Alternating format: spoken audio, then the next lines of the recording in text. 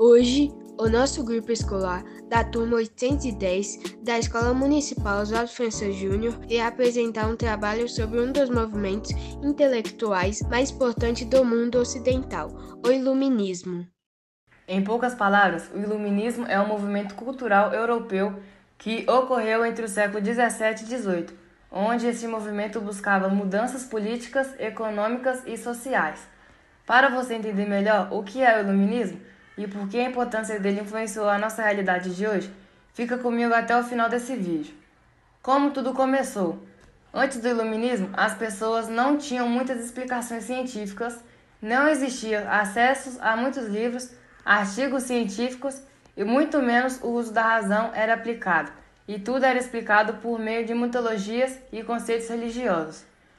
Essa era a única forma deles encontrarem um fundamento para as coisas. Por exemplo, eles acreditavam que a chuva, os raios e os trovões aconteciam quando Zeus, um deus grego, ficava descontente, ou então para ter a submissão da sociedade.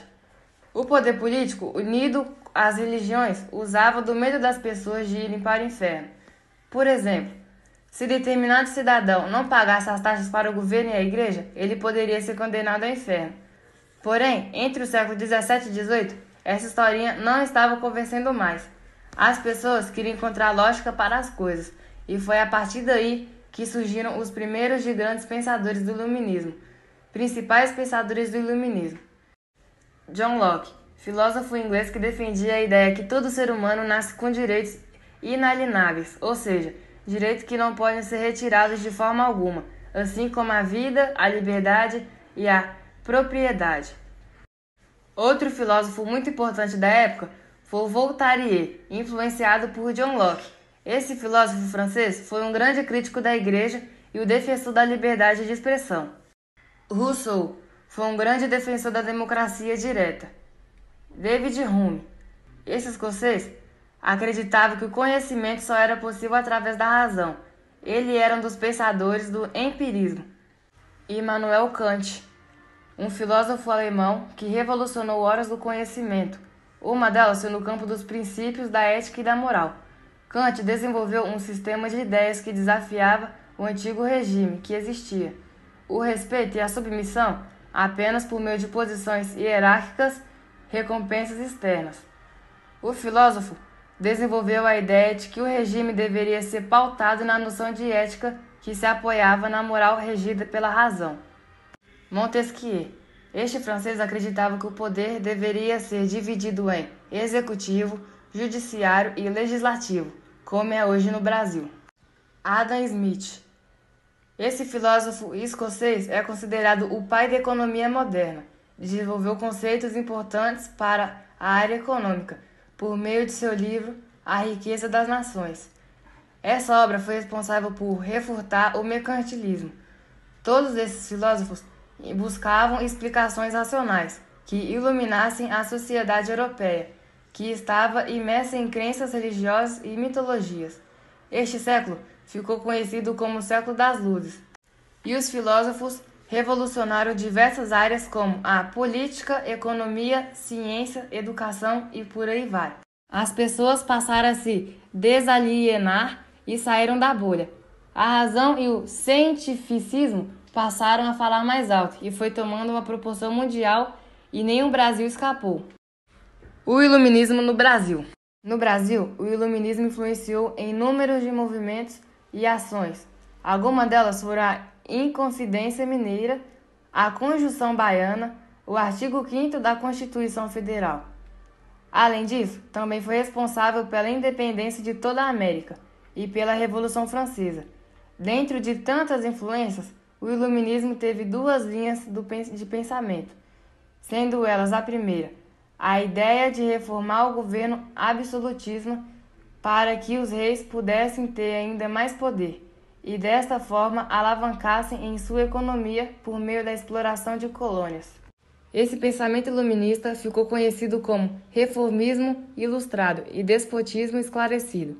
Alguns filósofos forneciam teorias e os métodos para que o Estado absolutista continuasse cada vez mais fortalecido. A outra linha de pensamento é a ideia de defender o povo e atacar a soberania dos reis e o Estado absolutista. Outros filósofos defendiam a liberdade e a igualdade social perante a lei. O mesmo iluminismo, que foi reivindicado por revolucionários, serviu também para justificar o poder dos reis. Assim contribuiu para que as metrópoles como Portugal, por exemplo, controlasse de forma mais eficaz os impostos pagos pelas colônias, assim como no Brasil. Com isso, a economia monopolizada pela metrópole só crescia, enquanto a colônia decaía. E esse fator foi revoltando os colonizados, até eles promoverem movimentos de revolução e independência. Mas não para por aqui. Isso explica por que o Estado absolutista decaiu justamente em uma época que era criadas formas de se fortalecer. E para você entender melhor essa queda do Estado absolutista, em um contexto que tinha de tudo para decolar, saiba como era o governo antes do Iluminismo e como ficou depois. Antes, os reis tinham que promover um governo de harmonia e estabilidade social. Depois do Iluminismo, o rei passou a realizar a transformação e mudança que promovia um futuro de crescimento. Porém, esse crescimento era apenas para os governantes, que aumentavam os impostos. A gestão de economia ganhava cada vez mais espaço, enquanto a religiosa saía cada vez mais de cena. O cenário passava a ser voltado ao progresso, de acordo com as propostas de filósofos que promoviam ideias de reforma na educação, na economia, na administração e várias outras áreas que pertenciam às responsabilidades dos estados. Esse tipo de gestão foi chamado de reformismo ilustrado ou despotismo esclarecido. O que ninguém imaginava é que essa modernização que começou em Portugal iria muito longe. E para você entender melhor esta relação de progresso e modernização na forma de governo e a queda do Estado absolutista, veja o que aconteceu em Portugal. Em Portugal, havia políticas de Marquês de Pombal. Esse era um secretário do Estado entre 1750 e 1777. Durante o governo de José I, suas políticas fortaleceram os poderes dos agentes dos reis e enfraqueceram a nobreza. Essas políticas eram pautadas em aumentar impostos e controlar despesas. Também fortaleceram o poder do rei sobre a igreja. E sendo assim, o rei passou a tirar o monopólio das igrejas sobre a educação, começando a perseguir e expulsar jesuítas, que eram responsáveis por catequizar de acordo com os princípios religiosos do cristianismo. Com todas essas reformas e mudanças, a nobreza que estava sendo desprivilegiada e as igrejas abandonadas foram surgindo as revoltas e levaram adentrado contra o rei José I, e a fim de parar aquela forma do governo que estava cobrando impostos altíssimos e centralizando cada vez mais o poder. Perceba que isso só aconteceu porque a nobreza e a igreja que estavam acostumadas aos privilégios passaram a ter que pagar impostos. A ação falida de tentar matar o rei foi uma atitude desesperada da nobreza, que fez com que Pombal se revoltasse e mandasse executar todos os envolvidos.